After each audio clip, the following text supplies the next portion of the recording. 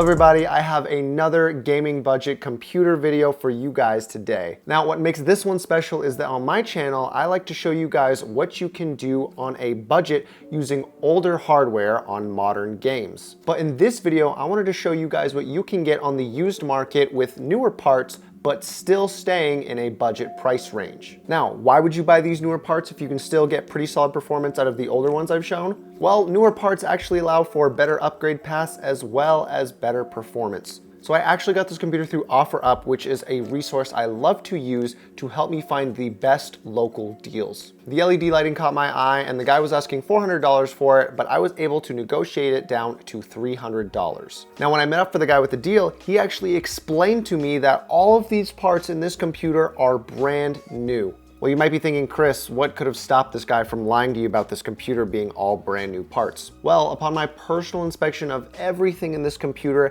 after checking the case fans, the radiator, the PSU cover, the battery fans, and just about any other part you can check, I couldn't find a speck of dust inside this entire case. So I actually believe this guy. I think everything in this computer is genuinely brand new. So since that is the case, everything inside here will be valued at a brand new price. So what's inside this thing? For the processor, we have an i5-6500 cooled by a Captain 240 AIO water cooler. Now, I've never heard of this water cooler, and honestly, I've never even seen anything shaped or looking like it. But from my experience with off-brand water coolers, they tend to do an okay job. Now, as for the i5-6500, it is a solid processor. It is definitely more than good enough for gaming, even though it only has the 4 cores and no hyper-threading. But something like this, considering the 6th generation architecture in the Intel processors, I think this would even be good enough for some content creation because I believe that this computer can handle rendering just fine, but obviously we're gonna see that in the benchmarks.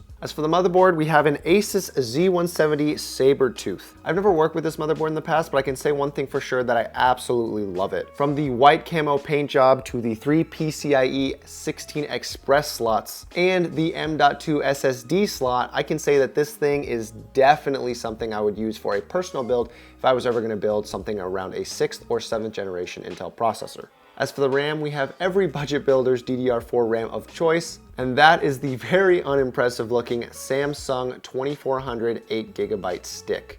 If you're lucky, you can get this type of DDR4 RAM used for about 50 bucks, so if you're looking for something to throw in a newer build, go ahead and do this if you're on a budget. Now, the graphics card is an MSI GTX 760. And small side note, I've actually done the research on this card compared to a 750 Ti, and the 760 2GB version actually tends to do about 10 to 15% better in terms of benchmarks on games. So if you can find a 760 to 10 to 15% more than a 750 Ti that you might have near you, go ahead and buy the 760. Now, as for the drives, this is actually the most interesting part of the build in my opinion because this actually has 2 SSDs inside. I'm not sure which one's the boot drive, but the first drive is a Samsung 860 EVO SSD that's 250 gigabytes, and the other drive is a 136 gigabyte ADATA XPEG M.2 SSD. Another small side note, if it's ever in your budget to choose between an M.2 or a traditional SSD, I highly recommend you get the M.2 SSD if your motherboard supports it. The main reason being is that if you get an M.2 SSD, all you have to do is slide it into the slot and screw it down on your motherboard. If you use a traditional SSD, not only do you have to use one cable to power it, but you have to use another SATA cable to get the data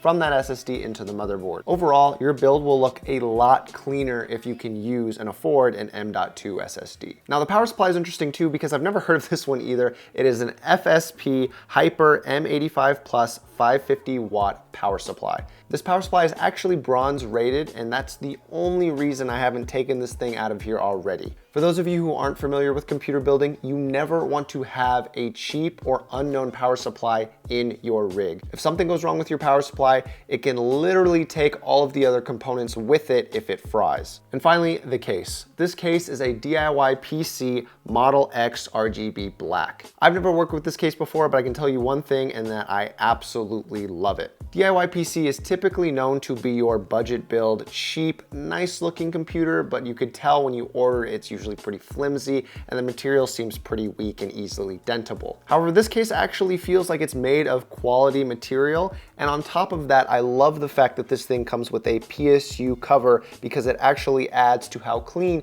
the overall aesthetic of this build is. As for cable management, there isn't a ton of space in the back panel that allows you to hide the wires that you don't want to show, but it does do a good enough job if you know how to zip tie your cords down correctly. And obviously the last huge pro being the synced RGB lighting throughout the case. The front LED panel syncs up perfectly with the two built-in fans that come with the case, and they're all synced through a cycling rainbow pattern. There is an LED switch on the front if you'd like to turn the lights off. I, however, love the RGB lighting, and I know that most people do, so I would never even touch it. So now that we've gone through everything about this computer, if we add everything up in total, this computer is worth $800. That is terrible price to performance dollar ratio, and I would never build this thing brand new from scratch like that. And I don't recommend any of you do that either. So as you can see, this is an exceptional deal, and especially considering that this is newer hardware. So now that we've gone through all the parts, let's plug this thing in and get to the benchmarks.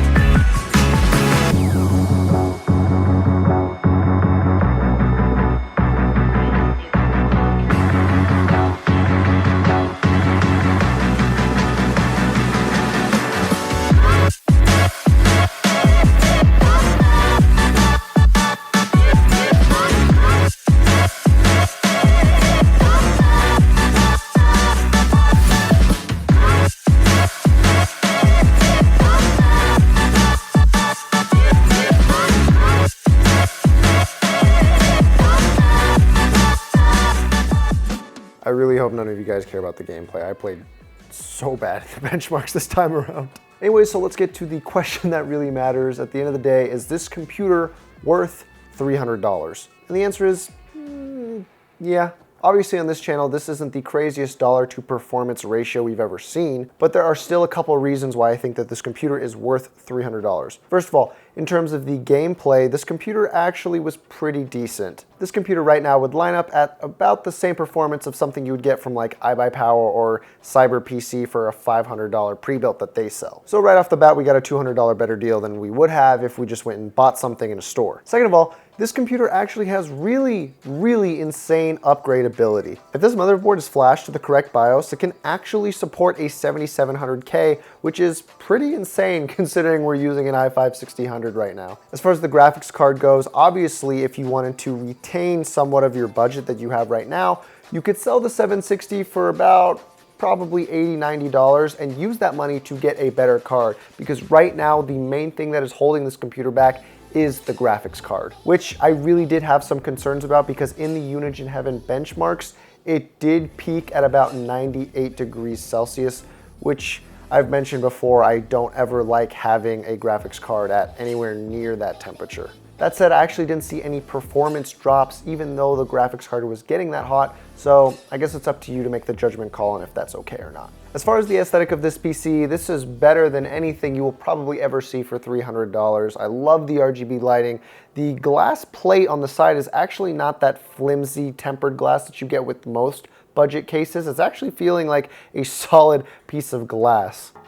I don't know if that sound does anything for you, but like this is some serious glass. Like this will shatter if I drop it. But yeah, that about wraps up this video. I'm really happy with the purchase. I'm probably gonna try and sell it for around $400, maybe keep it for myself and experiment with it. But anyways, I hope you guys enjoyed the video. Oh wait, before I go, I have a couple announcements. Number one, I really wanna thank everybody who watches the channel and the videos. I know every YouTuber, or at least every decent one, says that, but I really want to take a moment to just say that I love and appreciate the fact that you guys have found what I make to be worth watching. I really do appreciate that, and part of why I'm saying this right now is because the channel actually got approved to be monetized and to make ad revenue, and I want to let you guys know that just straight up off the bat, I mean, just off the last like 2 days, I've probably made $2 a day off of it, and every single dollar that comes into this that I continue to make, at least for the foreseeable future, I intend to just use it to help fund the channel and buy PC parts. I hope you guys know that off $2 a day, I'm not trying to be scummy and make, I don't know, any kind of profit off this. I make these videos for me because I love doing it, but also for you guys because I know you guys like to watch budget builds, as so do I. So I really appreciate you guys sticking around and supporting the channel. I don't remember if I had a second announcement. Maybe I did, but anyways, I guess I want to do another giveaway here in a little bit. So let's get to a good, nice round number of subscriber counts. Leave suggestions in the comments, and then I want to give away more stuff for you guys. I really do appreciate that you guys are sticking around. But yeah, anyways, thank you guys so much for watching, and as always, have a great day.